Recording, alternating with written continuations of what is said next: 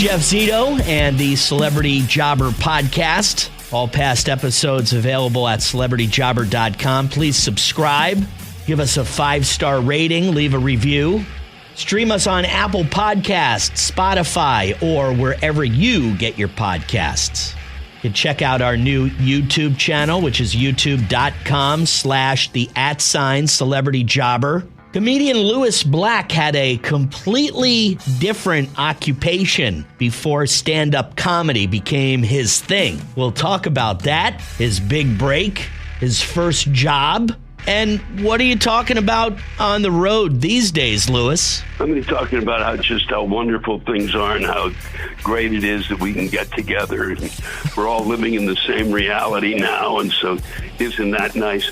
I'm going to talk about the fact that we basically, if we don't decide on what reality is, they talk about, democracy and not having democracy. Forget it. We don't have a reality, jackasses. Okay? That's really important. That's what you learn when you take LSD. All right? You have to know what reality is. And we don't. We can't agree on it. So I talk about that. I talk about the fact that I talk about my parents and what it's like when to live with folks who live to be that age. I tell folks the secret of their longevity, and then I go on about what's going on in the country, because a lot of our headlines are punchlines. Comedian Lewis Black, my guest this week on Celebrity Jobber. The Celebrity Jobber podcast with Jeff Zito. If you like what you hear, please subscribe, give a 5-star rating, and leave a review. Check out all our past episodes on Apple Podcasts, Spotify, or wherever you pod. What if these celebrities weren't famous? What would they have become? What was their first job? We're about to find out. Hey, Lewis. Hey. How are you? Every day more joyous than the last. Now, it was a few years ago, but weren't you telling me that around the holidays you purposefully book a trip with friends because it got you out of that holiday get-together with your mother, who was apparently an awful cook? Well, that was part of it. Part of it was to get away from my friend's mother couldn't cook. My mother couldn't cook. There's no reason to go home for Thanksgiving. And also, I discovered the other thing that's great is it makes Christmas seem like more normal, because you don't have that 4 days of psychotic, Thanksgiving. It's not Thanksgiving. It's Christmas. Right. Let's do another 12. Let's play all of the. Let's destroy Christmas in 4 days. Yeah. It's funny that they put those two holidays so close to each other, because I always feel like there's a reason you only see those people twice a year. It really is. There's a level of madness to it. It's why we Jews move Hanukkah around, so that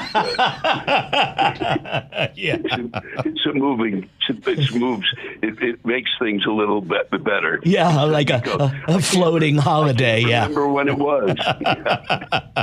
So that's good. So tell me, Lewis, you grew up outside of D.C., correct? Yeah. And Silver Spring, Maryland. Yeah. Silver Spring, Maryland. Can you tell me about Silver Spring, Maryland? How was that town growing up when you were younger? It was actually great, because it was the beginning of the suburbs, so it hadn't really, there was still farmland around there. We had places we could play football and stuff. We had it really was kind of it was that thing. It was great to grow up there. Why? Because we had a middle class, right? right. And I realized that people get upset because Biden talks about that a lot, but it's kind of really important. I'm just going to tell people, I never worried about what other people had, because we were everybody was middle class. Right. And there were a few people who had a lot, and they were hiding out. I don't know where they were. Do you think being so close to D.C. growing up in an area, close in proximity to Washington, D.C. got you interested in politics? It got me interested in politics and realizing I was never going to get involved in them. Right. Right. It was a great place in terms of being brought up in terms of that, because you really get a sense of. I think that's part of the problem in the country is for all these people yelling and screaming about the government and all of that. They've never been to Washington, right? So they have no idea. Right. There's actually a history to all of this, and it's kind of extraordinary, and it's really nice. And but you really learn quickly as a kid what level of jackasses we elect to go to this place that's so nice. You really need to elect people who know what they're doing. Right. Tell me about your mom and your dad. What did they do for jobs growing up in Silver Springs, Maryland? Well, my mother had taught for a bit, and then she couldn't deal with the bureaucracy, so she ended up substitute teaching, which made her kind of a moving target, so she didn't have to deal with. She substituted at the school I went to. Oh, no. Nuts. Oh, yeah. Oh, yeah. But she was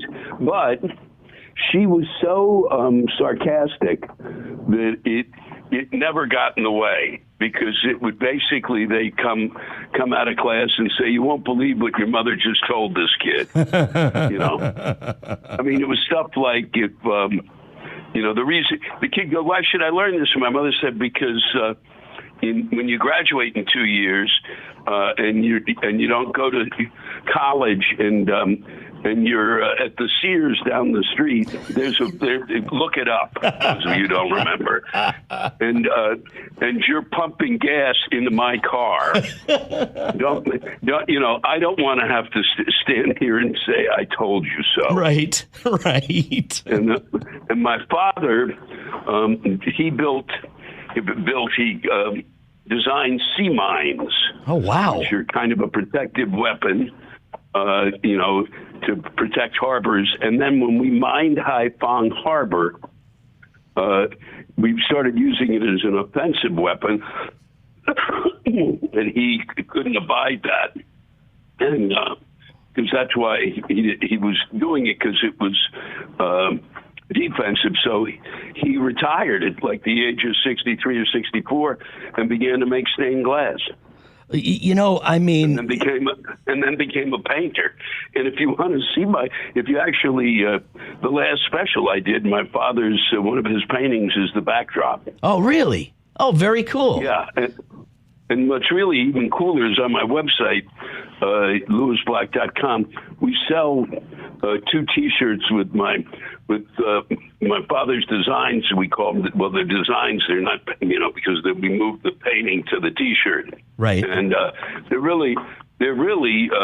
great, and all the money, except what it costs to pay the folks who were helping us out at the website. All the money, all the profit goes to charity. So, Lewis, your parents are very bright people, very educated people. Was there ever a point when you said to them, "Hey, Mom, Dad, I'm thinking about becoming an actor or a stand-up comedian"? Were they supportive, or did they say, "Lewis, come on"? Did they discourage you? No, my father's the one who got me into theater. So it was, he was supportive, because he really, I said, he's the one who created The Junkie. I'm going to see these plays with him, and then became kind of really interested in theater, and then wanted to write plays. My mother, however, was like, if you're not going to be a doctor, get into health insurance. That's where the money's going to be. She's smart. She's not. She's smart. Right. An incredible gene pool too. Both of your parents lived to be over 100 years old. This has got to. Yeah. You're just a child, really, in the sense. Yeah, it's hard to explain to people what it's like when your parents grow to be over 100 years old. But but to give you an idea of it is, I had to actually have a discussion with my mother. Was telling me when I should take Social Security. Okay, that'll give you an idea. A 7-year-old should not be talking to his mom about that. Tell me about college. Where did you want to go to college? Where did you end up going to college? And what was your major? I initially wanted to go to a bunch of schools. Like, there was, I really didn't understand what I was going to school for initially, but I applied to all these places, and then I ended up not getting into any of them. And so I went to the University of Maryland for a year, and then transferred to the University of North Carolina. And I knew at that point, if I'd known earlier, once I kind of didn't get into the schools that I wanted to go to, like Brown and Amherst, Williams, all of those kind of places, because I'd done pretty good in school. I realized I really wanted to do theater, and I ended up at UNC because they had a good theater program. So what was your idea when you were in college, you're majoring in theater? What were you thinking you were going to do when you got out? Well, if I had any real common sense, I would have thought about killing myself, considering you really make nothing at it. Really, what I thought I'd end up doing is teaching, that I would end up teaching and writing plays. Oh, wow, okay. And, I mean, I kind of, because I liked it. I liked it enough to want to talk about it, and I wanted to write. And so that was really what was the direction. And then I had a play that I wrote when I was young, when I was in school. I wrote one play that opened. I wrote a musical with a friend of mine that opened. Was the first play performed at George Washington University, at a new theater there. It opened the theater. And then next year, I wrote a play with a bunch of students that was hugely successful. And then I was hooked, and I got into drama school at Yale. When did stand-up and comedy enter your life? As soon as I turned on actually, it entered my life when my parents had nobody knows. There's Nichols and Mike Nichols and Elaine May. They had an album by them, and then I started tracking comics on the Ed Sullivan Show. And whenever I could see a comic, I'd watch a comic. I didn't think I'd do it. I was just fascinated by what they were doing, and I like laughing. And my friends were very funny, so I kind of started doing it as a way in which I could get my writing out there. Oh, okay. And but I never thought of it as like it was going to be a career, because I really thought I was going to be in theater. Wow. What was your first... And I did theater till I was 40. Wow, okay. What was your first job? Like your very first job, even as a kid, or even if you got out of school and you were working, what was it? My first real job when I was 16, the summer job, was we had a friend who had a vending machine company, and I cleaned out the freezer at the vending machine company. Okay. Which was a lot of fun. Yeah, it sounds it. To keep to keep the refrigerator clean. And then my first job that I had, the summer that I graduated, I worked for the post office. Oh no! In the post office, sorting mail and stuff. They have that going postal thing for a reason, I guess, right? Yeah, they do. They do. And I was, but it was. Whew, yeah. I was working from midnight or 11 until 7 in the morning. That was crazy. Yes, I would imagine. What do you think it was, your big break? I mean, we're talking about you were, in writing plays and doing theater stuff until you were 40 years old. But can you remember a specific event or series of events that led for you to be, Louis Black, people that we know? It wasn't happening in playwriting, but I kept doing it. I ran a club in New York with some friends, and we did a lot of plays there. then I would get up before we would do these performances, before we do the plays, and I would basically introduce them, and then I was doing comedy while I was doing that, and then I started doing.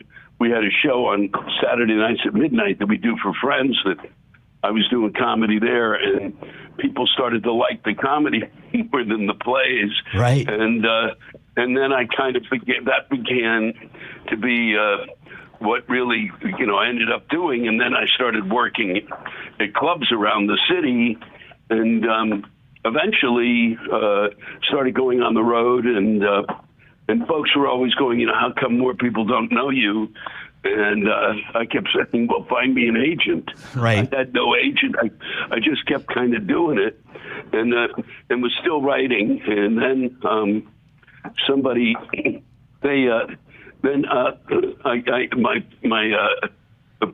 Winstead, who was who originated the Daily Show, got in touch, and I became one of the first people on it, and that's what really broke everything open. That was it, the Daily Show with Jon Stewart. You had that segment, and that's when I first heard about you. And I got to say, Louis, you're just, you're just a naturally funny guy. We could be having this serious conversation about Louis Black. This is your life.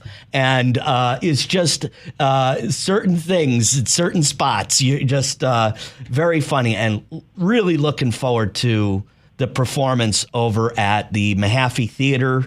It's on December 14th. There's a great new restaurant that just opened up there last Thursday, so hopefully they'll treat you to a nice dinner there. Oh, very good. That sounds great. That's probably my biggest secret, is how much how important food is. Oh, it's important, baby. Oh, it's like it's the most important decision I make all day is what I'm going to eat. You haven't even finished breakfast yet, and all of a sudden you're trying to figure out where you're going to have dinner. Exactly. Man, a real pleasure speaking with you, and I look forward to seeing the show December 14th, the Mahaffey Theater in St. Pete. I hope to meet you afterwards, and thank you. By the way, a list of tour dates up on louisblack.com. He is touring solid between now and May. And like he said, some of his father's designs on T-shirts, you can check those out. Really great talking to Louis. Just a naturally funny guy. He was a junkie, a theater junkie, thanks to his old man who got him into the theater. And, that became his passion at an early age. Continued to do that into his 40s. Comedy didn't come until much later. Talked about his big break, which was getting that segment on The Daily Show with Jon Stewart. And his first job, his friend owned a vending machine company. He cleaned out the freezers. And then after college, he went to work at a post office. Good thing that didn't last long, because I don't think Louis Black has the temperament to be working for the United States Postal Service. Things could have ended badly there. Great speaking with him again. And thank you for listening to another episode of Celebrity Jobber. Subscribe. Please subscribe. Rate us 5 stars if you would. Leave a review. You can stream us on every podcast platform, Apple Podcasts, Spotify, wherever you pod. Past episodes on celebrityjobber.com and our YouTube page, youtube.com/@celebrityjobber. Who knows, if Louis Black didn't make it in comedy, you might have heard him on the news going postal. Probably not. Just a joke, folks. Thanks again for listening, and we'll see you next week. I'm Jeff Zito.